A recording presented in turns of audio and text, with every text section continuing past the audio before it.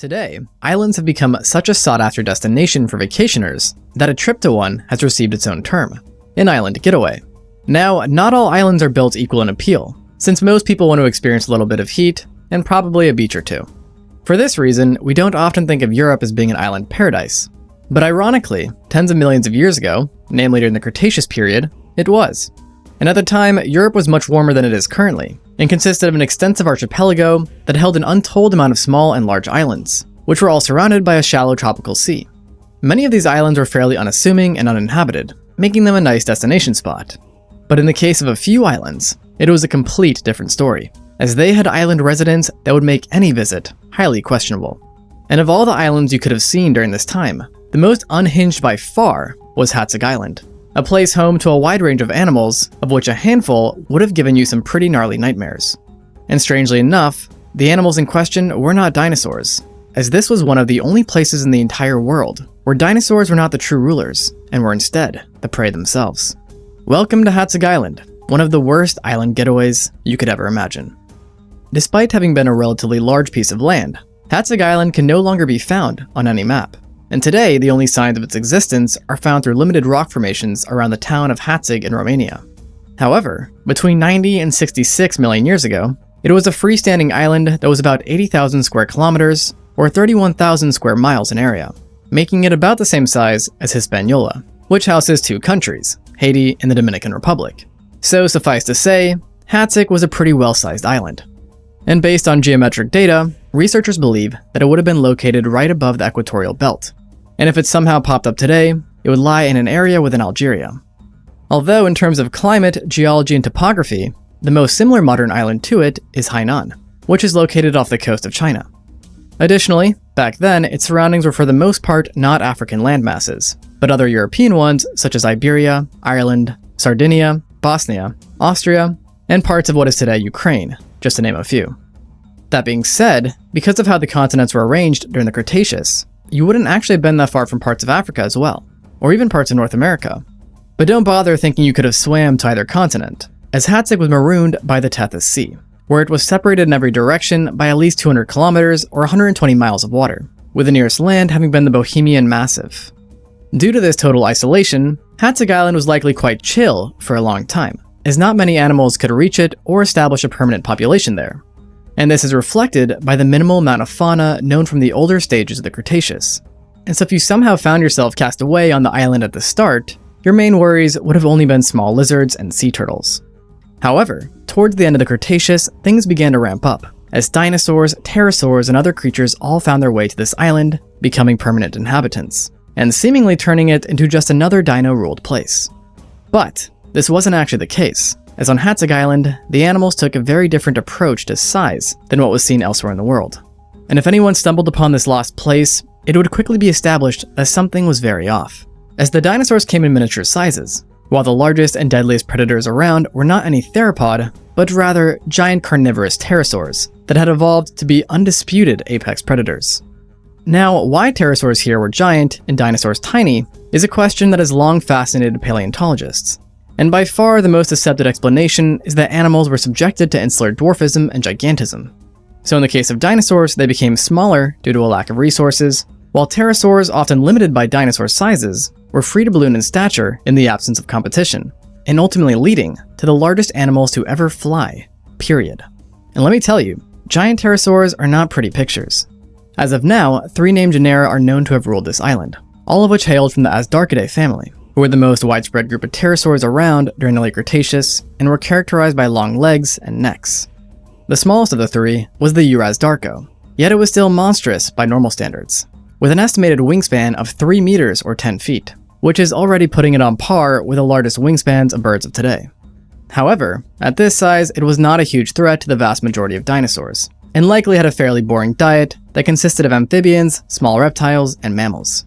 However, such a mundane diet could not be said for the next pterosaur, the Albadraco, which despite not even being the largest pterosaur on the island, was an absolute behemoth and a huge step up from the Urasdarko, having had a wingspan of up to 7 meters or 23 feet, giving it a greater wingspan than even the Argentavis, the heaviest bird to ever fly. And if one was walking right next to you, it would easily be tall enough to peer straight over your head. And along with being taller than you, something else bizarre you might notice was the size of its skull. As compared to other pterosaurs, Albadraco had a relatively large and sturdy head, the first sign of a more sinister diet, as paleontologists believe that this increased size and durability was an adaptation for stronger beak and bite that allowed it to eat larger prey that most pterosaurs did not hunt, i.e., dinosaurs. Specifically, certain researchers believe that Albadraco, given its size and powerful head, could have stabbed or bludgeoned a variety of dinosaurs on the island to death, and in some cases, it could have even just swallowed the prey whole. The edges and sides of its beak were also much sharper than what is usually seen in pterosaurs, which is only more evidence that it had a bigger appetite than its predecessor. By pure volume alone, Albadraco was already the second largest predator on the island by a huge margin, which likely meant that many dinosaurs, at least as juveniles, were viable targets. But it still did not likely go after the dwarf sauropods or ornithopods, instead picking on theropods, nodosaurs, and certain non-avian dinosaur fauna. And while it could definitely fly, analysis on its leg structure and wings suggests that it was more of a terrestrial creature than not, preferring to prowl the islands and stalking prey by using vegetation as a cover, while flight was more likely used to scope out potential hunting areas. Yet, despite its grand size and disturbing appearance, you wouldn't have needed to worry too much about it, as you would have had much bigger problems to worry about, that came in the form of the Hatzegopteryx. Now, there's no arguing that Albadraco was huge, but even it was comically small compared to the Hatzegopteryx, which as of today is the largest known animal to ever fly, having had a wingspan of roughly 12 meters or 39 feet. To put that into perspective, that means it was wider than a freaking F-35 fighter jet. And with this wingspan, only the Quetzalcoatlus from North America comes close in size. But even it didn't touch the Hatzegopteryx when it came to weight, as the former was built like a heavy bomber, sporting an unnervingly thick and sturdy skeleton that was also absurdly tall. And when on the ground, its head stood at around 5 meters or 16.5 feet tall, close to the height of the tallest animal alive today, the giraffe. And because it was so chunky and large, some paleontologists think that it would have weighed the same as decently sized grizzly bears.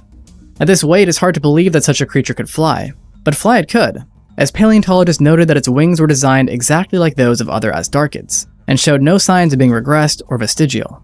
The current belief is that to achieve flight, the Hatzegopteryx would rely on its surprisingly powerful limbs to propel itself straight up into the air, where its giant wings would then take over. And based on studies done for other pterosaurs, it's believed that Hatzegopteryx had a vertical leap of about 2.4 meters or 8 feet, or in other words, 300% greater than the average vertical leap seen in NBA players. But in spite of being capable of flying, the Hatzegopteryx was still not the best at long-distance voyages, and likely only flew for short durations, using the sky mostly to just pinpoint potential victims. And like the Albadraco, the Hatzegopteryx appears to have been mainly a terrestrial predator, and it actually could have been an unnervingly good runner too. While on the ground, it also had its height to use to its advantage, allowing fully grown adults to see well over vegetation. And just to further beef it up some more, as if it needed it, the sclerotic rings on Hatzegopteryx indicate that it had excellent vision, which would have let it spot any animal trying to remain unseen. And so based on these traits and its stature, researchers concluded that Hatzegopteryx was by far the island's most dominant and largest carnivore. Yet, it wasn't necessarily its body size that made it truly terrifying and deadly, but rather its giant head, which again makes Albadraco seem like a joke, as the Hatzegopteryx's head measured 2.5 meters or 8 feet long. You know, just the equivalent of the length of an entire horse. And it wasn't just long, but bizarrely robust too, leading to an extremely surreal appearance. The design of its head was also the clearest sign of a monstrous diet, as it was sturdy, compact, and heavily built. Not to mention that its neck too was roped in large amounts of ligaments and muscles, which are all signs that its skull was built to dish out and withstand extreme amounts of force. This has led researchers to deduce that the Hatzegopteryx was a literal dino slayer that preyed on many of the island's inhabitants. Even the dwarf sauropods and ornithopods were not untouchable, at least while young, as recreation suggests that the Hatzegopteryx could bludgeon and stab hard enough to kill prey that was otherwise too large to swallow. Though it might be worth mentioning at this point that its mouth did open wide enough to swallow prey as large as humans.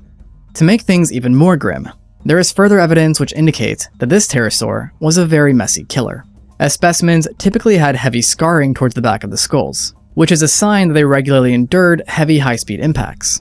And for the cherry on top, other studies found that the Hatzegopteryx's neck and beak could both withstand forces 10 times greater than its own body weight, implying that each thrust of its beak could literally penetrate deep within flesh or cause significant blunt trauma.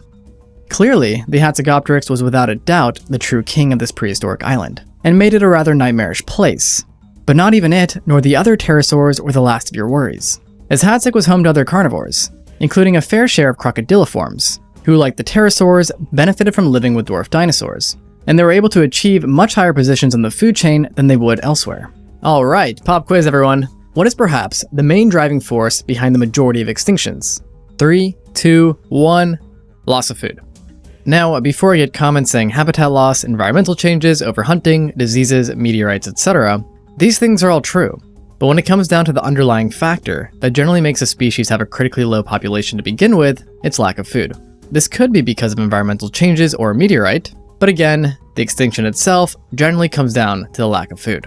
So that is why I would like to thank today's sponsor, Factor, for providing me with food to stave off my own extinction.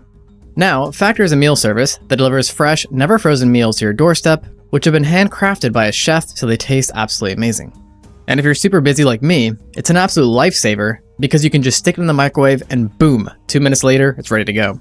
And it's super helpful because many times I will legitimately just forget to eat and then just fall back on eating some not so healthy food. So Factor personally made it easier for me to eat food that both my body and tongue appreciate. Like honestly, shout out to Factor's garlic and herb chicken breast. That stuff is fire.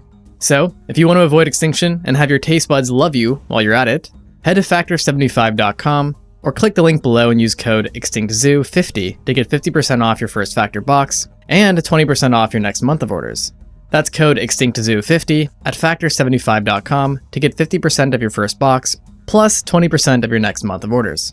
And now, back to the video. Most of them were still relatively small, compared to us humans at least. And certain kinds, such as the Aprosuchus, Doratoodon, and Sabersuchus, would be considered tiny by all accounts if alive today, having been smaller than a house cat. Yet on the other hand, one genus, the Allodaposuchus, got rather big. This was a type of Eusuchian, which are today survived by modern crocodilians, and it is believed to have held dominion over the abundant lakes and rivers that peppered Hatzeg Island, where it would lie in wait for thirsty animals seeking fresh water before ambushing them with its powerful bite and finely serrated teeth. Remains show that it was one of the larger predators on the island, with estimates suggesting that it could have grown to be 3 meters or 10 feet from snout to tail, while weighing over 220 pounds or 100 kilos, which is heavier than the weight of a large jaguar. What's interesting, and slightly scary about the Allodaposuchus, is that along with being semi-aquatic, it also showed some signs of being partially adapted for life on land, as its limbs were relatively elongated for a crocodiliform. Therefore, it was most likely good at walking, and could maybe even run in some sense. So, even if you weren't by water, you'd still have to watch out for some pretty big crocs. We also know from fossilized remains that snakes called this island home too, including certain Matsoidae, whose members actually became Earth's longest snake on a few occasions. However, the one on Hatzeg, the Naidophis, was a smaller genus, having only measured about the same length as your typical garter snake. And it wasn't venomous either, so while a bite would not feel great, it certainly wouldn't be lethal to larger animals. Now, with all of this said, of course there were also carnivorous dinosaurs lurking about as well. Yet like the other dinosaurs on the island, they were miniature in size compared to their mainland counterparts, and were likely not even a threat to human-sized prey. One of the more common kinds you could find was the Elopteryx, otherwise known as Heptastyornis or Bradykinin, depending on who you're talking to. This was a medium-sized alvarosaurid that reached 7 feet or 2.1 meters in length, but it was rather light, only weighing the same as a large male beagle. In life, these guys were equipped with extremely reduced claw digits, which aided them in an insectivorous diet that mainly consisted of termites. Now, this isn't all that disturbing, but once upon a time, it was horrifying, as paleontologists actually originally thought that the Elopteryx was not a non-avian dinosaur, but rather an avian one, specifically a giant owl that was 2 meters or 6.6 feet tall, which based on modern owls would have given it a wingspan of 17.8 feet or 5.4 meters, which would have made it the largest owl of all time and one of the largest animals on the island.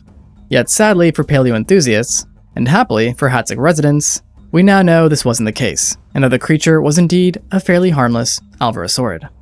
Although, there was another dinosaur that you may have actually needed to watch out for, the Balauer Bondoc. This mysterious creature has long fascinated researchers, as they don't quite know if it was an avian, aka a primitive bird, or if it was a non-avian dinosaur, specifically a type of dromaeosaur. For now, most signs indicate that it was a bird. Yet, according to the latest studies, there is a slight chance that it was a raptor. Whatever the case, it was still a very interesting creature, and that despite its small size, which was equal to that of a velociraptor, it seems to have been built for killing prey many times its size. Notably, its body was much more muscular than you'd expect for an animal no bigger than a velociraptor, with the legs in particular being extremely stocky.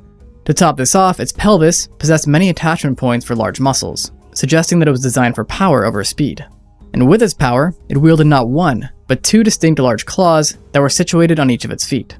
Like raptors, many paleontologists believe that this theropod would have used ambushes to surprise prey, which were then swiftly dispatched by powerful kicks that drove the claws deep within their flesh. Meanwhile, others think that it may have instead used its enlarged claws to pin its prey, not slash them, and would actually kill by literally eating its prey alive once they had tired out, as some birds of today do. So if you did see this theropod, it'd be best to just play it safe and turn the other way. Although, I should mention, there is also a chance that it was not dangerous at all, since despite researchers having found well-preserved bodies, no one has ever found a skull, meaning we don't know for certain if it was a carnivore, omnivore, or perhaps even a herbivore. To add to the confusion of Hatzig, there was yet another mysterious predator on the island that again could have been a hunter of large animals or not, and this was the Megalosaurus hungaricus. Now, contrary to what its name suggests, this was not really a megalosaurus, as those were long gone by then, but was rather a misclassified indeterminate theropod that was tentatively maybe an ableisaurid in life. Like the other dinosaurs around, it was quite small. The only problem is that researchers are unsure of just how small, as up until now only fragmentary teeth belonging to it have been recovered, so not much to go off of. Yet, we can tell that they were at the very least much smaller than most mainland theropods, which has resulted in paleontologists giving the species a conservative length of 3 meters or 9.8 feet, which if accurate would still make it the largest predatory non-avian dinosaur on the entire island, a respectable title. But beyond its teeth and estimated length, not much else is known about this predator. Yet paleontologists assume that it would have fed on a variety of herbivorous dinosaurs, most likely the Ankylosaur Struthiosaurus and the ornithischian Zalmoxes, which was fairly close to it in size. What's interesting about this Zalmoxes is that it was one of the few dinosaurs to have remained relatively unscathed from insular dwarfism, as there weren't many herbivores on Hatzig taking up resources, which while not allowing it to become a giant animal, did allow it to stay as a fair-sized one. What's ironic though, is that the title for the largest dinosaurs and the biggest animals on Hatzig, by weight, still went to those most affected by insular dwarfism, the sauropods. So far, 2 titanosaurs are known to have called this island home, the Megarosaurus and Paludititan. Of the two, Megarosaurus was the slightly smaller one, having measured 6 meters or 20 feet, and weighing no more than 1 ton, while the Paludititan didn't fare much better, with a similar length, but a slightly heftier build that made it about 1/10 of a ton heavier. At these sizes, these titanosaurs were among the smallest sauropods to ever live, and were more comparable to horses than bush elephants. Nevertheless, these sizes still made them the weight kings of the island, and fully grown individuals were likely off the menu for any predator. And along with size, these dwarf sauropods also appear to have had considerable defenses, at least the Megarosaurus did, as analysis on its skeleton revealed the presence of osteoderms that layered different parts of the body, providing protection that may have proved useful for juveniles against attacks from predators. Not every dinosaur was as fortunate as the Megarosaurus though, as some like the Tomatosaurus had no armor and reduced in size to the point that even the adults could have been in danger at all time. This genus was a hadrosauromorph that was 5 meters or 16 feet long, and weighed about half a ton. It was one of the more common dinosaurs on the island, and was likely a large part of the Hatzegopteryx's diet. Research on its teeth showed that it itself had a diet consisting of shrubs and herbaceous plants, suggesting that it probably stuck to the wooden interiors of the island, where it both ate its share and could take shelter from peering eyes. Yet sadly for it didn't just have predators to worry about, as a recovered specimen showed that individuals were susceptible to certain illnesses too, such as non-cancerous tumors, with the individual in question possessing a large ameloblastoma on its lower jaw. And while benign, it is thought that this tumor may have greatly contributed to its death, as it made eating a nearly impossible task as it grew larger. So with all of this said, life surely would have been much easier for the Tomatosaurus if it had retained the large sizes seen in its mainland relatives.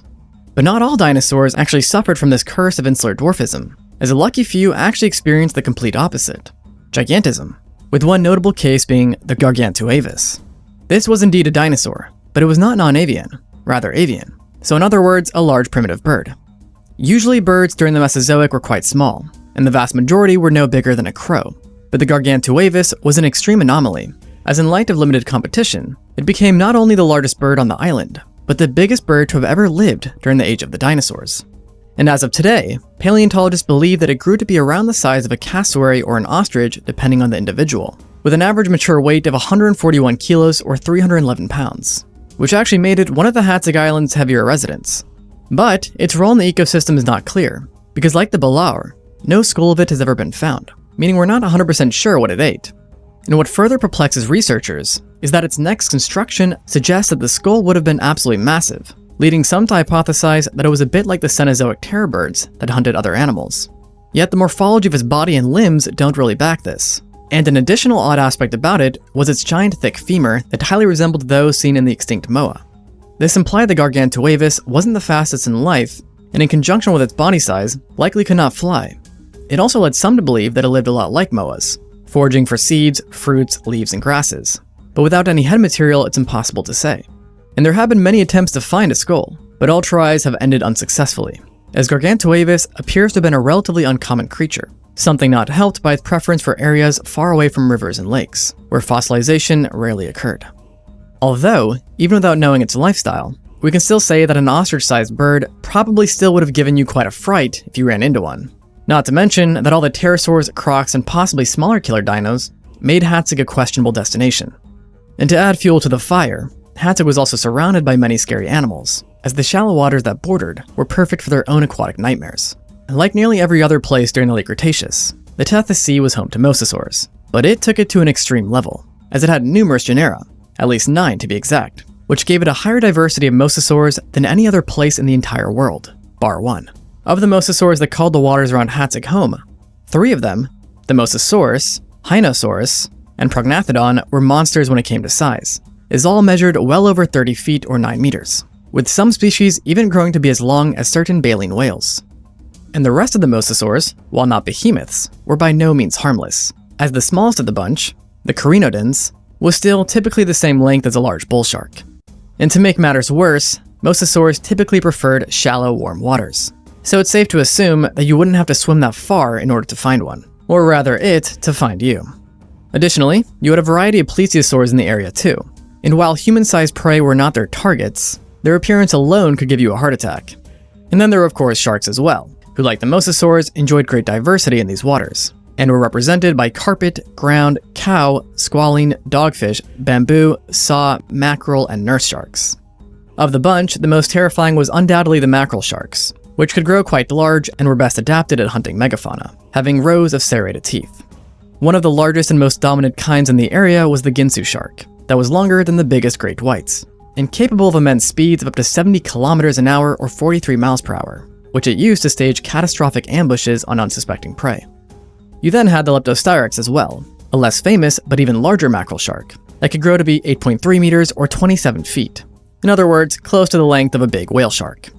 And what's especially disturbing about this beast is that it was known to show a strong preference for shallow waters off the coast of land. Not great news for any vacationers. And just to add a cherry on top, I will mention that there were crow sharks too, which while smaller than the 2 former genera, were still quite sizable and are known for their voracious appetites, that included non-aquatic animals like pterosaurs and dinosaurs. Suffice to say, if something got marooned on Hatzeg, they were screwed, trying to stay on it or trying to escape. And to rub salt into the wound, even Mother Nature wasn't kind to Hatzeg Island, as studies on the formation revealed that the region was highly prone to volcanic eruptions that covered the island in thick layers of ash from time to time. Yet nothing experienced could compare to what happened to it 66 million years ago, as when the giant asteroid that wiped out the dinosaurs hit Earth, Hatzeg was one of the unlucky places to have experienced a large tsunami that possibly measured over 9 meters or 30 feet. And for any who survived, they still had to deal with the usual effects. That included extreme temperatures, which would have created immense forest fires, as Hatzeg was dominated by dry woodland conditions. These fires, coupled with any tsunami heading their way, ultimately ended this mysterious island and its even more mysterious, unusual residents. Thanks for watching, and until next time on Extinct Zoo.